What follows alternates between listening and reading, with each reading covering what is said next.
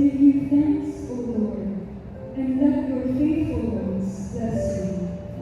Let them discourse of the glory of your kingdom and speak of your might.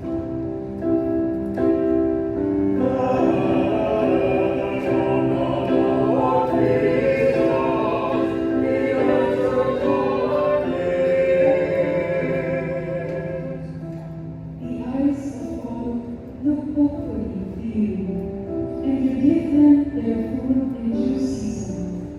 You open your hand and satisfy the desire of every living thing.